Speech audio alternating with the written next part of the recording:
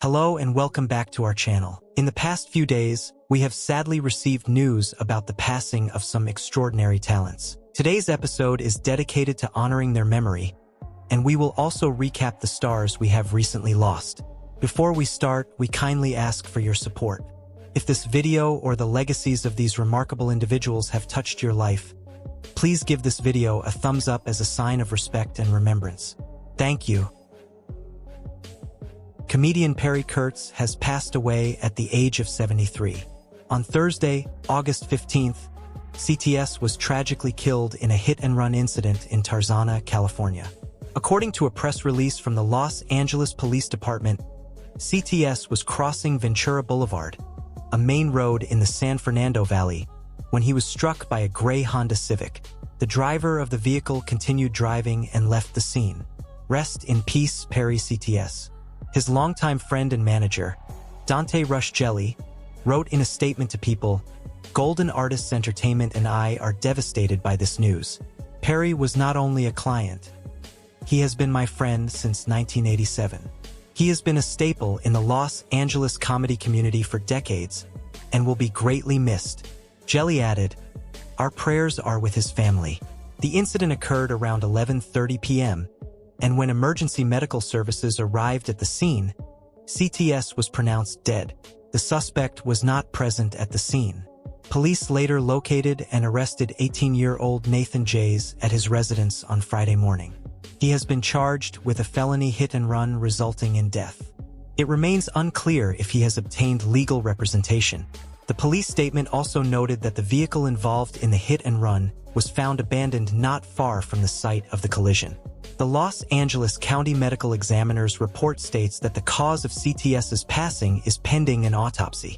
Perry CTS was featured on Season 8 of America's Got Talent, where he performed a rap about the judges Heidi Klum, Howard Stern, and Mel B. Although he was quickly voted off, he also made appearances on The Tonight Show with Jay Leno and The Late Late Show with James Corden.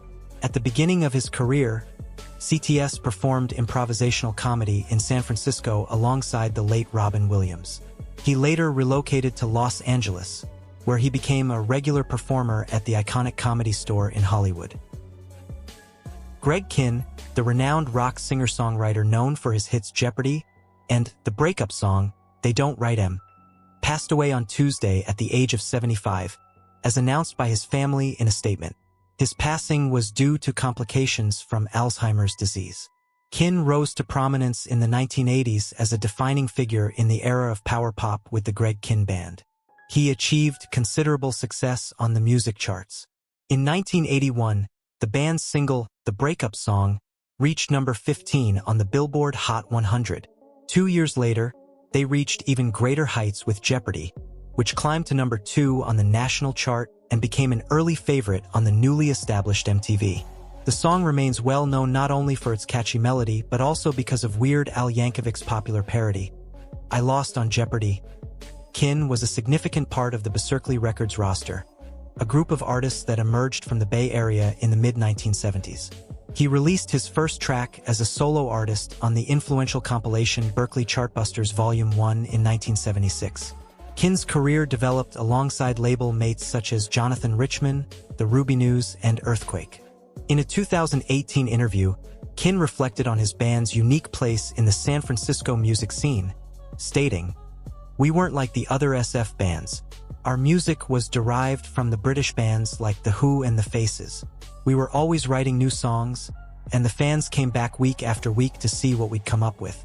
It was all about the songs, not the jamming." Before establishing himself in San Francisco in 1972, Kihn grew up in Baltimore, where he displayed his musical talent early on by winning a talent contest sponsored by a local radio station while still in high school. He signed with Berkeley Records in 1973, and after several years of development, released his debut album, Greg Kihn, in 1976. Greg Kihn's contribution to rock music, particularly in the power pop genre, has left a lasting impact. His dedication to songwriting and his ability to connect with audiences through his music will be remembered fondly by his fans and peers alike.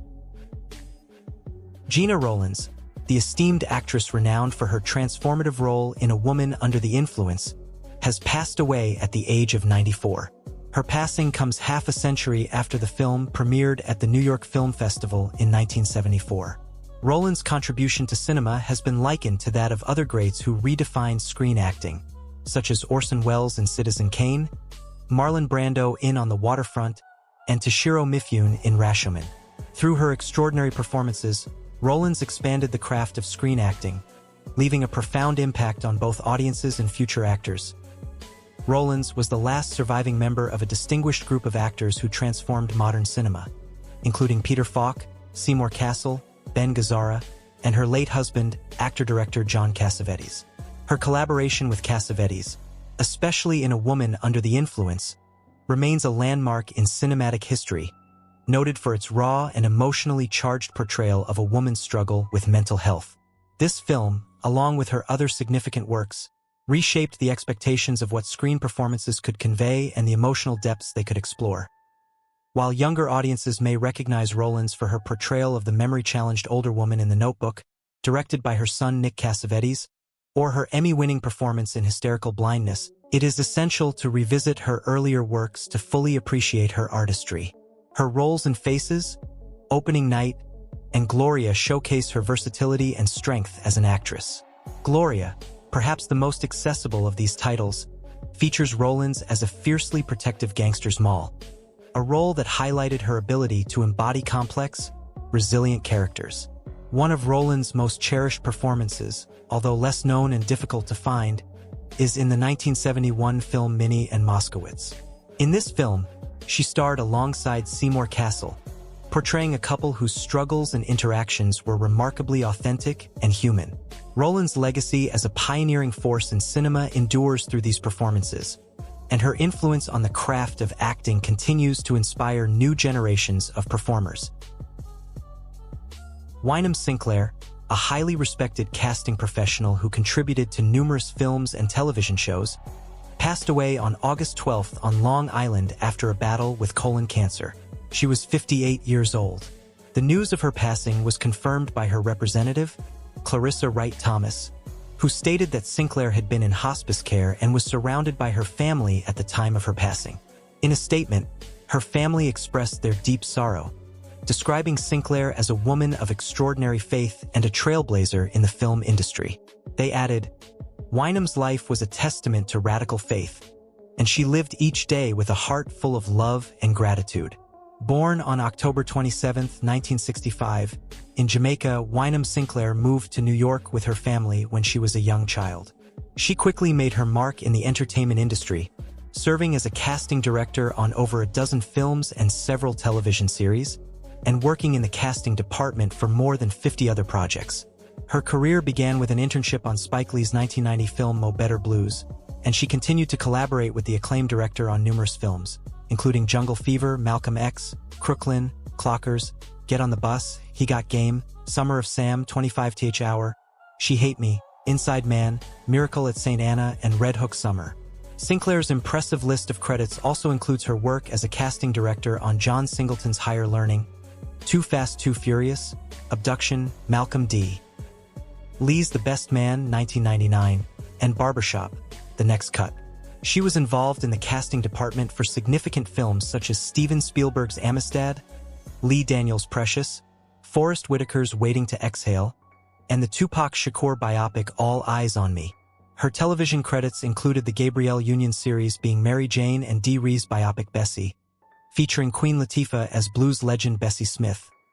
Wynam Sinclair leaves behind a lasting legacy in the film industry through her pioneering work in casting. She is survived by her two young adopted sons, brothers Micah and Cairo, her parents Shirley and Walter Sinclair, her brothers Nick, Mike, Kirk, and Barry, as well as several cousins, nieces, and nephews. Her passing marks the loss of a dedicated professional and a beloved figure who will be deeply missed by her family, friends, and colleagues.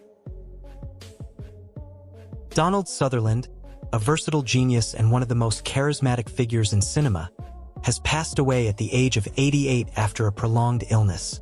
With his passing, the world of cinema has lost an iconic actor universally regarded as the greatest performer never to have received an Academy Award nomination. Despite his innumerable brilliant performances over a remarkable 7-decade career, Sutherland crafted a legacy spanning nearly 200 roles, bringing to life a wide array of characters with his unique and captivating presence.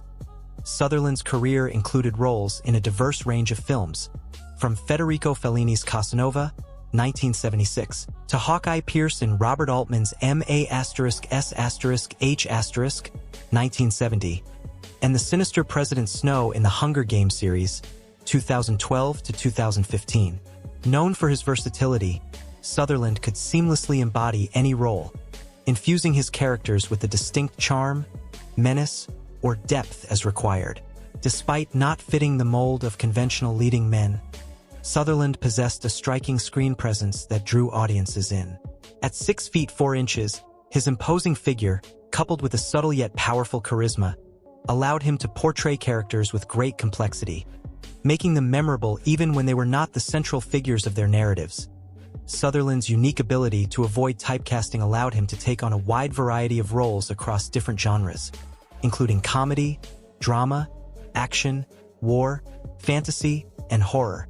He brought to life characters as varied as the dopehead Dave Jennings in National Lampoon's Animal House, 1978, the gentle and troubled Calvin Jarrett in Robert Redford's Ordinary People, 1980, and the psychotic fascist leader Attila Malini in Bernardo Bertolucci's epic Star, 1900 Star, 1976. His fearless approach to his craft was evident in his willingness to engage deeply with his roles, even those that had a profound impact on his own psyche. His portrayal of Attila Malini, for example, was so unsettling that Sutherland himself could not watch Star 1900 Star for a considerable time after its release. Announcing his father's passing, Donald's son, actor Kiefer Sutherland, shared on social media, "With a heavy heart, I tell you that my father, Donald Sutherland, has passed away. Never daunted by a role, good or bad, he loved what he did and did what he loved. One can never ask for more than that. A life well lived." Reflecting on her experiences working with him, veteran actress Helen Mirren described Sutherland as one of the smartest actors I ever worked with. He had a wonderful inquiring brain and a great knowledge on a wide variety of subjects.